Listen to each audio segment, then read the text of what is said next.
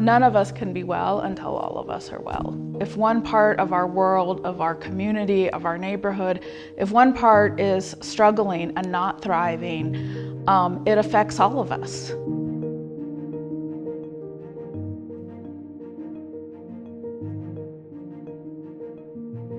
We see people suffering in all sorts of ways. We call it deaths of despair, whether that be addiction and overdose or suicide or severe depression and distress. We are not thriving. The planet is changing and the biospheres are collapsing. That's real and not imagined. Inequality has reached such an extent that the volatility, the vulnerability, the insecurity suggests that if we don't come up with something new that is grounded in well-being, the alternative will be something new that's grounded in the opposite of well-being.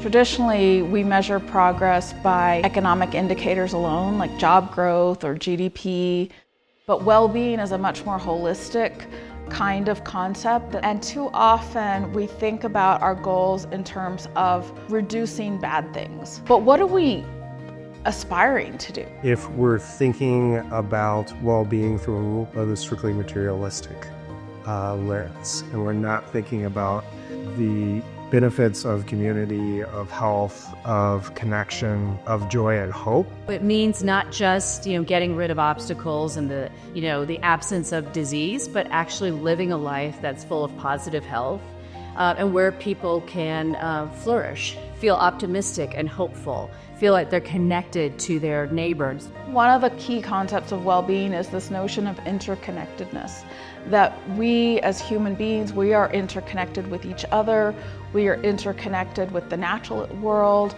It's not just you, it's you and a community, because we don't exist in isolation. So the notion of Ubuntu, which is I am because we are.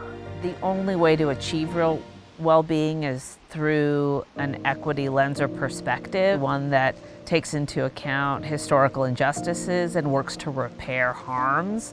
I just start by asking people, what do you love about where you live? Because 9 times out of 10, it's the people and the nature.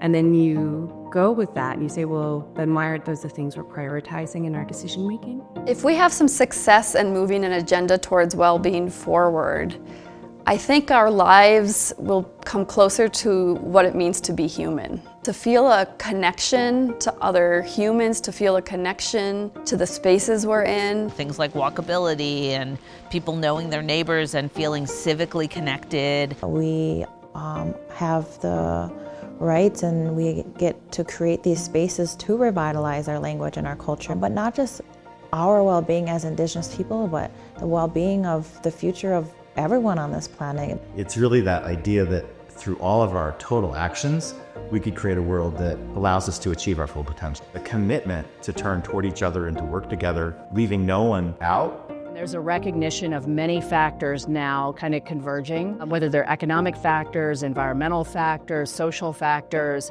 And so we need a way of talking about what we care about as a society that brings everybody together, and well-being does that. I know there are a lot of great organizations, a lot of great cities, states, specifically that are doing work to move well-being forward. Making sure that we continue to be guided by on-the-ground experience and making sure that when we're creating collective well-being, that it includes all people and that it is really rooted in equity and justice. My hope is that when all of us align our work and this comes to fruition, that we are living in a world in which every single person has access to all of the things that they need in order to thrive. It's very important that we bring together people from all over the country who've been thinking about this. I'll truly learn from that collective wisdom. A well-being society, a well-being economy, a well-being structure should not be time determinate. We should be committed to this simply because it is the right thing to do. We need to be ready, committed, and in solidarity to bring it forth. What else can we do? We are all yearning to be together and to heal and to feel joy and to be happy, and there's no better time than now to take action.